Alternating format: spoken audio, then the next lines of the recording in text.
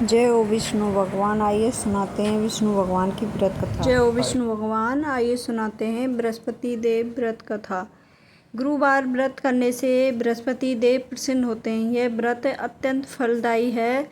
अग्नि पुराण के अनुसार अनुराधा नक्षत्र युक्त गुरुवार से आरंभ करके 7 गुरुवार व्रत करने से बृहस्पति ग्रह की हर पीड़ा से मुक्ति मिलती है। बृहस्पतिवार व्रत कथा।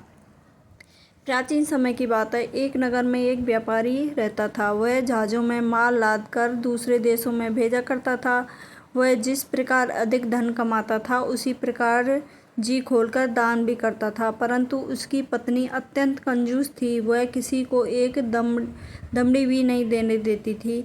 एक बार सेठ जब दूसरे देश व्यापार करने गया तो पीछे से बृहस्पति देव ने साधु वेश में उसकी पत्नी से भिक्षा मांगी।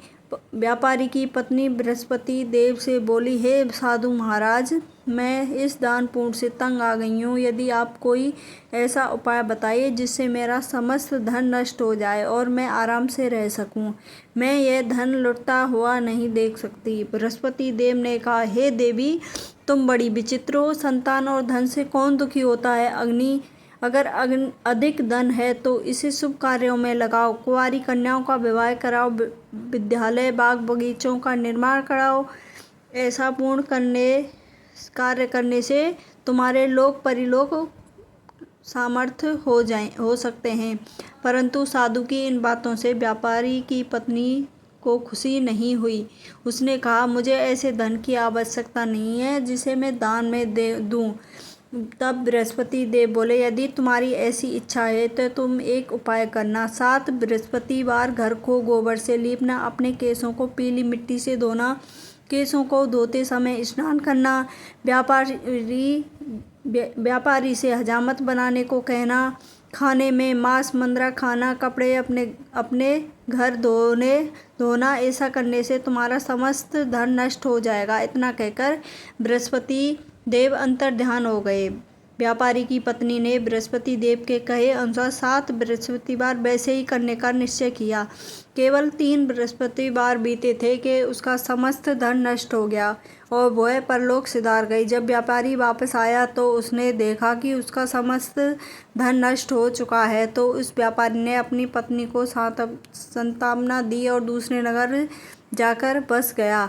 वहाँ वह जंगल से लकड़ी काटकर लाता और शहर में बेचता। इस तरह वह अपना जीवन व्यतीत करने लगा।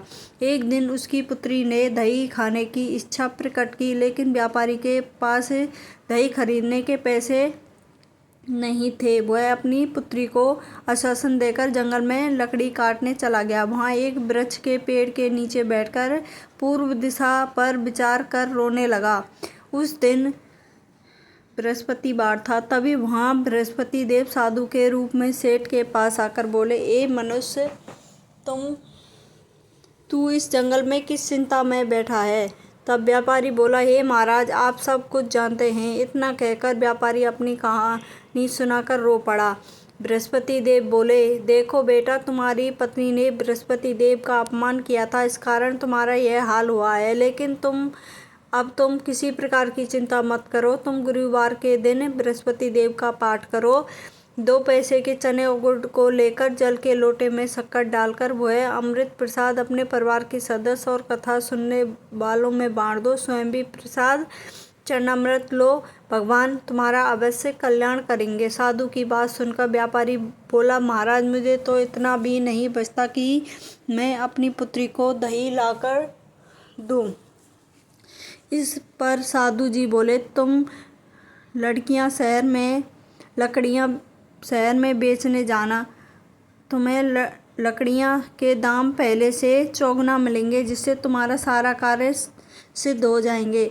उसने लकड़ियाँ काटी और शहर में बेचने के लिए चल पड़ा। उसकी लकड़ियाँ अच्छे दाम में बिक गईं, जिससे उसने अपनी पुत्री के लिए दही लिया और गुरुवार की कथा हेतु चना गुड़ लेकर कथा की और प्रसाद बांटकर स्वयं भी खाया। इस दिन से उसकी सारी कठिनाइयाँ दूर होने लगीं। परंतु अगले बृहस्पतिवार को वह कथा करना भूल गया।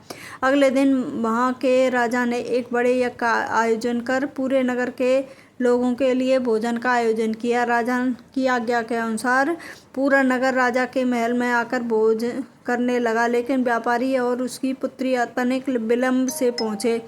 अंत में उन दोनों को राजा ने महल में ले जाकर भोजन कराया। जब वे दोनों लौटकर आए तब रानी ने देखा कि उसकी खूंटी पर टंगा हार गायब है। रानी की व्यापारी और उसकी पुत्री पर संदेह हुआ कि उसका हार उन दोनों में से ने ही चुराया है। राजा की आज्ञा से उन दोनों को कारावास की कोठरी में कैद कर दिया। कैद में पकड़कर दोनों अत्यंत दुखी हुए। वहाँ उन्होंने बृहस्पति देव का स्मरण किया। बृहस्पति देव ने प्रकट होकर व्यापारी को उसकी भूल का अभ्यास कराया। उन्हें सलाह दी कि गुरुवार के दिन कैदखाने के दरवाजे पर तुम्हें 2 पैसे मिलेंगे, जिससे तुम चने और मुनक्का मंगवाकर विधि पूर्वक बृहस्पति देव का व्रत करना, तुम्हारे सब दुख दूर हो जाएंगे। बृहस्पतिवार को कैदखाने के द्वार पर उन्होंने 2 पैसे मिले। बाहर सड़क पर एक स्त्री जा रही थी। व्यापारी ने उसे बुलाकर गुड़ और चने लाने को कहा। इस पर वह स्त्री बोली, मैं अपनी बहू के लिए गहने लेने जा रही हूँ, मेरे पास समय नहीं है। इतना कहकर वह चली गई। थोड़ी देर बाद वहाँ से एक स्त्री निकली। व्यापारी ने उसे बुलाकर कहा कि ये बहन, मुझे बृहस्पतिवार की कथा करनी है, तुम मुझे 2 पैसे का गुड़ चना ला कर दो। बृहस्पति देव का नाम सुनकर वह स्त्री बोली, भाई मैं तुम्हें अभी गुड़ चना ला कर देती हूँ। मेरा इकलौता पुत्र मर गया है, मैं उसके लिए कफन लेने जा रही थी, लेकिन मैं पहले तुम्हारा काम करूँगी, इसके बाद अपने पुत्र के लिए कफन लाऊंगी। वह स्त्री बाजार से व्यापारी के लिए गुड़ चना ले आई और स्वयं भी बृहस्पति देव की कथा सुनी। कथा के समाप्त होने पर वह स्त्री कफन लेकर अपने घर गई। वहाँ पर सब लोग उस पुत्र की लाश को राम नाम सत्य हैं कहते कुछ शमशान ले जाने की तैयारी कर रहे थे। स्त्री बोली, मुझे अपने लड़के का मुख देख लेने दो। उसने पुत्र का मुख देखकर उस स्त्री ने मुंह में प्रसाद और चरणामृत डाला। प्रसाद और चरणामृत के प्रभाव से वह जीवित हो गया। पहली स्त्री जिसने बृहस्पति देव का निरादर किया था, वह जब अपने पुत्र के विवाह हेतु पुत्र वधू के लिए गहने लेकर लौटी, तो जैसे ही उसका पुत्र घोड़ी पर बैठकर निकला, वैसे ही घोड़ी ने उसे उछाल मारी कि वो घोड़ी से गिरकर मर गया। यह देखकर स्त्री रो रो कर बृहस्पति देव से क्षमा याचना करने लगी। उसी स्त्री की याचना से बृहस्पति देव साधु वेश में वहाँ आकर पहुँचकर कहने लगे, देवी तुम्हें अधिक विलाप करने की आवश्यकता नहीं है। यह बृहस्पति देव का अनादर करने के लिए कारण हुआ है। तुम वापस जाकर मेरे भक्त से क्षमा मांगकर कथा सुनो, तब ही तुम्हारी मनोकामना पूर्ण होगी। जेल में जाकर उस स्त्री ने व्यापारी से क्षमा मांगी और कथा सुनी। कथा के उपरांत वह प्रसाद और चरणामृत लेकर अपने घर वापस गई।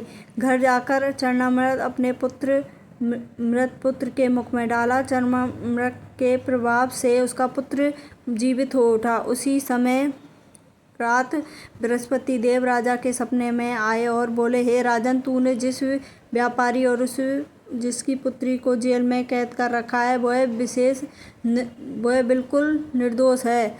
तुम्हारी रानी का हार उसी खूंटी पर टंगा हुआ है। जिस दिन निकला तो रानी ने हार खूंटी पर लटका हुआ देखा। राजा ने उस व्यापारी और उसकी पुत्री को निराह कर दिया। उसे आधा राज्य देकर उसकी पुत्री का विवाह उच्च कुल में करवा दहेज में हीरे जवाहरात दिए। जय हो बृहस्पति देव, सब पर कृपा बरसाए रखना। जय हो महाराज, जय हो विष्णु भगवान। प्लीज़ लाइक सब्सक्राइब करें।